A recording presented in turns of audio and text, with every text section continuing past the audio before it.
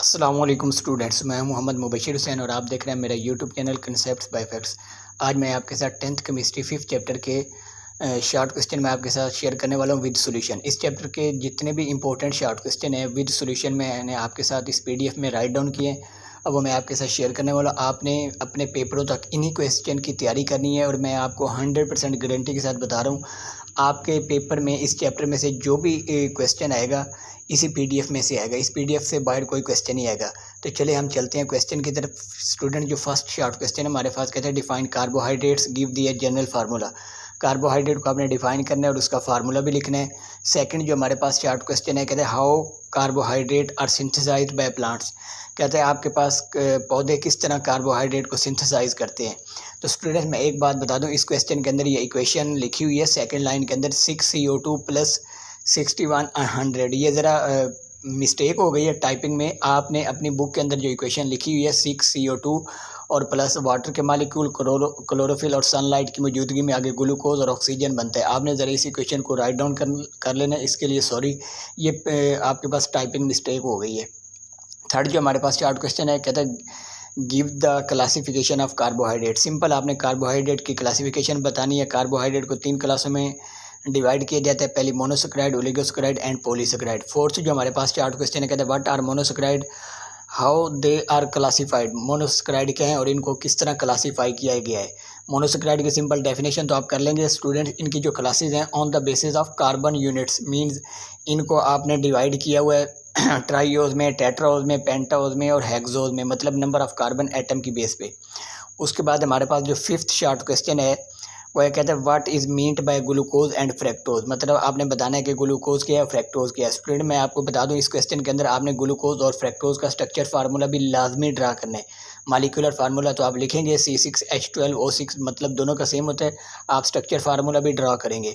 उसके बाद जो हमारे पास सिक्स चार्ट क्वेश्चन है कहते हैं write characteristic of monosaccharide why they are called reducing sugar, reducing agents. कहते हैं आपने मोनोसेक्राइड की कैरेक्टरिस्टिक बतानी है और ये रिड्यूसिंग शुगर क्यों कहलाती है। मैंने इसके अंदर इसका आल जवाब दिया हुआ है। सेवंथ जो हमारे पास चार्ट क्वेश्चन है कहते हैं what are oligosaccharide, how they are classified. Oligosaccharide के हैं और इनको किस तरह क्लासीफाई किया गया है। उसके बाद हमारे पास जो नेक्स्ट चार्ट क्वेश्चन है क्वेश्चन नंबर 8, वो है कहते हैं डिस्क्राइब हाइड्रोलाइसिस ऑफ सुक्रोज। मतलब सुक्रोज की हाइड्रोलाइसिस क्या है। तो ये नीचे आपके पास स्टूडेंट इक्वेशन बताई गई है कि सुक्रोज C12H22O11। ये ज़रा आपको लिखा हुआ सही नहीं लग रहा होगा, आपने इसको सही लिखना है क्योंकि टाइपिंग के अंदर ये इक्वेशन ज़रा सही नहीं लिखी जाती। तो आगे आप बताएंगे कि 1 unit glucose and 1 unit fructose बन रहे। उसके बाद स्टूडेंट्स जो हमारे पास 9 शॉर्ट क्वेश्चन है कहते हैं name the products form by the hydrolysis of sucrose. कहते हैं सुक्रोज की जब हाइड्रोलाइसिस करते हैं तो कौन सी आपके पास प्रोडक्ट बनती है। आपको पता है ग्लूकोज एंड फ्रैक्टोज बनता है, उनके सिर्फ आपने नाम बतानी है। 10 जो हमारे पास चार्ट क्वेश्चन है कहते हैं right the characteristic of oligosaccharide. Oligosaccharide के आपने कैरेक्टरिस्टिक बताने हैं, वेरी इजी शॉर्ट क्वेश्चन। 11 जो हमारे पास चार्ट क्वेश्चन है कहते हैं व्हाट आर पॉलीसेक्राइड। पॉलीसेक्राइड क्या होते हैं, राइट इट्स कैरेक्टरिस्टिक। आपने पॉलीसेक्राइड के बारे में बताना क्या होता है और साथ में इसकी कैरेक्टरिस्टिक भी बतानी है। 12 जो हमारे पास चार्ट क्वेश्चन कहते हैं what right sources of simple sugar. Simple sugar means आपने ग्लूकोज एंड फ्रैक्टोज के सोर्सेज बताने हैं। उसके बाद राइट सोर्सेज ऑफ सुक्रोज, आपने फिर अलग सेपरेट से सुक्रोज के सोर्सेज बताने हैं। कहते हैं right sources of lactose, lactose के सोर्सेज बताने हैं। कहते हैं राइट सोर्सेज ऑफ माल्टोज। ये छोटे छोटे शॉर्ट क्वेश्चन हैं यूजेज ऑफ कार्बोहाइड्रेट में से आए हुए हैं, ये मैंने आपको बताए हुए। आगे हमारे पास जो 16 शॉर्ट क्वेश्चन है कहते हैं right sources of starch and cellulose. Starch and cellulose के सोर्सेज बतानी है।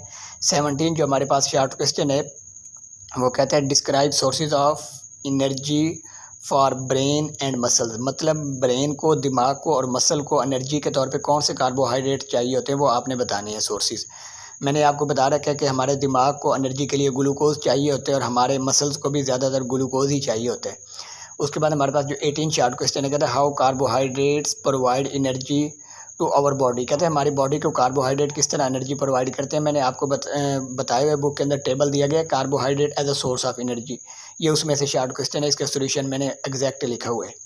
उसके बाद हमारे पास 19 जो शॉर्ट क्वेश्चन है कहते हैं what are protein, write its composition. Protein क्या है और आपने उसकी कंपोजिशन भी बतानी है।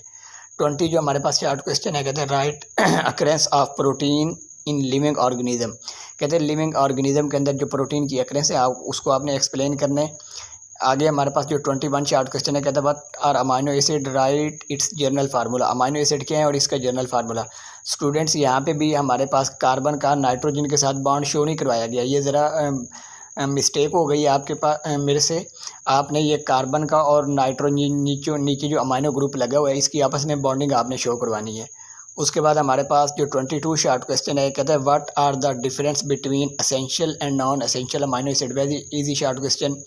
उसके बाद हमारे पास 23 शार्ट क्वेश्चन है, कहते हैं what is mean by peptide linkage. कहते हैं पेप्टाइड लिंकेज क्या होती है, हाउ इट इज़ फॉर्म्ड, और ये किस तरह से बनती है।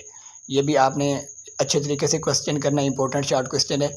ये नीचे थोड़ी बहुत आपको मे भी इक्वेशन के अंदर आपको अगर लगे मिस्टेक है तो आपने इसको बुक से सही कर लेना है, ये ज़रा टाइपिंग के अंदर मिस्टेक हो जाती है। उसके बाद हमारे पास 26 शार्ट क्वेश्चन है, कहते हैं व्हाट आर लिपिड्स। लिपिड क्या होते हैं, how they are classified. Very easy short question है।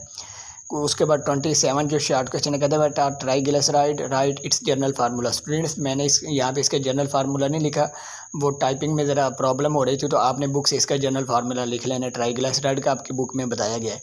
28 जो हमारे पास शार्ट क्वेश्चन है, क्या what is the difference between oils and fats. Oils and fats में क्या डिफरेंस है, वेरी इजी मैंने आपको बताया हुआ है। हमारे पास जो 29 शार्ट क्वेश्चन है, कहते हैं what are fatty acid. Fatty acid क्या होते हैं, कहते हैं गिव एग्जांपल। आपने फैटी एसिड के बारे में बताना है क्या होते हैं और उनकी एग्जांपल भी बतानी है। अब यहाँ पे 2 एग्जांपल के तौर पे फैटी एसिड बताए गए हैं, उनके ज़रा फार्मूले आपको सही नहीं लग रहे होंगे, लिखे हुए तो सही हैं, बस यहाँ पे आपको सही शो नहीं हो रहे, तो आपको अगर यहाँ से सही नहीं लगे तो आप बुक में से इसके फार्मूले कर सकते हैं। कहते हैं what how ester are formed. Ester किस तरह से बनते हैं, वेरी इजी। आप इसकी इक्वेशन भी लिख सकते हैं, लाजमी लिखें, आप कोशिश करें इक्वेशन। मैंने आपको ईस्टर की फॉर्मेशन की इक्वेशन बताई हुई है। आगे हमारे पास है, कहता है what are the sources of vitamin A, D and E. Vitamin A, D and E के सोर्सेज बताने हैं, राइट देयर यूजेज, और उनके यूजेज भी बताने हैं। बुक के अंदर बताए गए हैं और यहाँ पे भी मैंने सारे बता दिए हैं। उसके बाद हमारे पास है how vegetable oil are converted into vegetable ghee. Very very important है कि हमारे पास वेजिटेबल ऑयल को वेजिटेबल घी के अंदर किस तरह कन्वर्ट किया जाता है। नीचे मैंने इक्वेशन बताई हुई है कि वेजिटेबल ऑयल जो हमारे पास अनसैचुरेटेड होता है, ये ज़रा इक्वेशन के अंदर मिस्टेक है। प्लस हम इसकी क्या करेंगे, हाइड्रोजनेशन करेंगे at the temperature 250 degree Celsius के ऊपर, और ये वेजिटेबल घी मीन सैचुरेटेड के अंदर कन्वर्ट हो जाएगा। इस इक्वेशन को भी आपने ज़रा बुक से करेक्ट कर लेना है। उसके बाद जो हमारे पास 33 शार्ट क्वेश्चन है, कहते हैं how margarine is produced. Very easy short question है, बुक के अंदर बताया गया है। 34 जो हमारे पास शार्ट क्वेश्चन है, कहता है as the presence of butanoic acid causes smell in food. कहते हैं if yes give suitable example.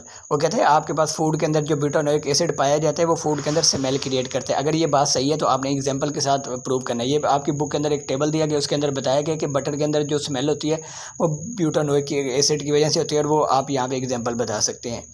उसके बाद 35 जो हमारे पास शार्ट क्वेश्चन है, कहता है why rancid butter has a foul smell. Very easy है, छोटा सा क्वेश्चन है। उसके बाद हमारे पास 36 शार्ट क्वेश्चन है, कहता है what is mean by nucleic acid. Nucleic acid क्या होते हैं, how it is classified. Very very important short question. 37 जो हमारे पास शार्ट क्वेश्चन है, कहते हैं nucleic acid is classified into, मतलब न्यूक्लिक एसिड को कितनी क्लासों में क्लासीफाइड किया गया, 2 क्लासों में, डीएनए आरएनए में। उसके बाद कहते हैं give balance chemical equation for the formation of glucose. Glucose की फॉर्मेशन के लिए आपने बैलेंस केमिकल इक्वेशन बतानी है। यहाँ पे वही थोड़ी टाइपिंग मिस्टेक है, आप ये इक्वेशन बुक से कर सकते हैं। उसके बाद draw the structure of glucose and fructose. इसके स्ट्रक्चर यहाँ पे ड्रा नहीं हो रहे थे, तो आप ग्लूकोज एंड फ्रैक्टोज का जो स्ट्रक्चर है वो बुक में से कर सकते हैं। उसके बाद हमारे पास जो 40 शार्ट क्वेश्चन है, कहते हैं give the balance chemical equation for the hydrolysis of sucrose. ये आई थिंक क्वेश्चन हमारे पास पहले ऊपर भी रिपीट हो चुका है, ये सॉरी दोबारा रिपीट हो गया है। उसके बाद हमारे पास जो 41 शार्ट क्वेश्चन है, कहते हैं name the elements found in protein. उन एलिमेंट्स का नाम बताना है जो प्रोटीन के अंदर पाए जाते हैं। Very easy short question.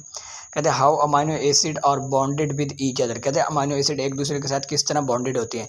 यहाँ पे वो इक्वेशन सही से नहीं लिखी गई, आपने इक्वेशन बुक में से कर लेनी है कि through peptide linkage amino acid एक दूसरे के साथ कंबाइन होते हैं, और आपने बताना है कि जब एक अमाइनो एसिड का अमाइन ग्रुप और दूसरे का कार्बोक्सिल ग्रुप एक दूसरे के आमने सामने आएंगे तो वो वहाँ पे डिहाइड्रेशन होगी और वहाँ पे पेप्टाइड लिंकेज डेवलप होगी, और इस तरह अमाइनो एसिड एक दूसरे के साथ क्या हो जाएंगे, लिंक हो जाएंगे। 43 जो हमारे पास चार्ट क्वेश्चन है, कहते हैं give the general formula of amino acid. Simple amino acid का आपने फार्मूला बताना है। ये भी क्वेश्चन आई थिंक ऊपर रिपीट हो चुका है, ये बाय मिस्टेक दोबारा रिपीट हो गया। इसके अंदर भी वो फार्मूले के अंदर थोड़ी मिस्टेक है, आपने कार्बन का जो बॉन्ड है वो अमाइनो ग्रुप के नाइट्रोजन के साथ शो करवाना है। उसके बाद जो 44 हमारे पास चार्ट क्वेश्चन है, what are the disadvantages of fat soluble vitamin, कि फैट सॉल्युबल विटामिन के डिसएडवांटेजेस क्या होते हैं। वेरी इजी के मतलब डिसएडवांटेज जब आपकी बॉडी के अंदर लिमिट से ज़्यादा स्टोर हो जाते हैं तो फिर ये आपके बॉडी के अंदर बीमारियां पैदा करते हैं। तो वो सारी बातें आपने इसके अंदर बतानी है, यही नीचे बताया हुआ है आंसर में। 45 जो हमारे पास चार्ट क्वेश्चन है, कहते हैं what are the advantages of water soluble vitamin, water soluble vitamin के एडवांटेजेस क्या हैं वो आपने बताने हैं। 46 जो हमारे पास चार्ट क्वेश्चन है, कहते हैं name the component of nucleotides in DNA, कहते हैं न्यूक्लियोटाइड के जो कंपोनेंट्स हैं डीएनए के अंदर वो आपने बतानी है। आपको पता है nitrogenous base, pentose sugar and phosphate group 3 component होते हैं।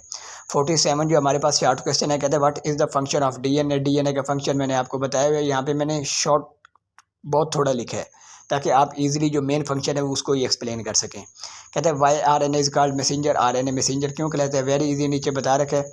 उसके बाद हमारे पास जो 49 चार्ट क्वेश्चन है, कहते हैं what is mean by RNA, what is its function, RNA क्या है उसका फंक्शन बताना है। आगे कह रहे हैं 50 शार्ट क्वेश्चन के अंदर right brief history of vitamin, vitamin की आपने ब्रीफ हिस्ट्री बतानी है, मतलब उसका जो सारा इंट्रोडक्शन बताया गया वो आपने बताना है। 51 जो हमारे पास चार्ट क्वेश्चन है, कहते हैं right a short note on fat soluble vitamin, fat soluble vitamin के ऊपर आपने शॉर्ट सा नोट लिखना है, मतलब उनको थोड़ा बहुत एक्सप्लेन करना है। उसके बाद 52 जो हमारे पास चार्ट क्वेश्चन है, कहते हैं right A short note on water soluble vitamin, water soluble vitamin के बारे में आपने थोड़ा सा बताना है। फिर हमारे पास जो 53 शार्ट क्वेश्चन है, कहते हैं what are the sources of vitamin A, vitamin A के सोर्सेज बताने हैं, बुक में टेबल में बताए गए हैं वही यहाँ पे बताए गए हैं। 54 जो हमारे पास शार्ट क्वेश्चन है, कहते हैं what is the importance of vitamin A, vitamin ए की आपने इंपॉर्टेंस बतानी है। 55 जो हमारे पास चार्ट क्वेश्चन है, कहते हैं right any two disease caused by the deficiency of vitamin ए, कहते हैं विटामिन ए की कमी की वजह से होने वाली कोई सी दो बीमारियां, दो ही बताई गई हैं आपकी बुक के अंदर वो, और वही दो यहाँ पे बताई गई हैं। 56 जो हमारे पास चार्ट क्वेश्चन है, कहते हैं what is the sources and importance of vitamin D, vitamin D के सोर्सेज और इम्पोर्टेंस बतानी है। उसके बाद आपके पास 57 जो शार्ट क्वेश्चन है कि what is the role of vitamin D in body, vitamin D का बॉडी के अंदर रोल बताना है। उसके बाद आपके पास 58 जो शार्ट क्वेश्चन है, कहते हैं राइट यूजेज ऑफ इम्प्लाइसेस ऑफ इंजाइम, इम्प्लाइसेस इंजाइम के आपने क्या बतानी है, यूजेज बतानी है। 59 जो हमारे पास चार्ट क्वेश्चन है, कहते हैं write uses of lactase enzyme, lactase enzyme के आपने यूजेज बताने हैं। हमारे पास 60 जो शॉर्ट क्वेश्चन है, कहते हैं what is mean by denaturing of protein, मतलब प्रोटीन के अंदर जो डी नेचरिंग होती है उसका क्या मतलब होता है, उसको आपने थोड़ा बहुत एक्सप्लेन करना है।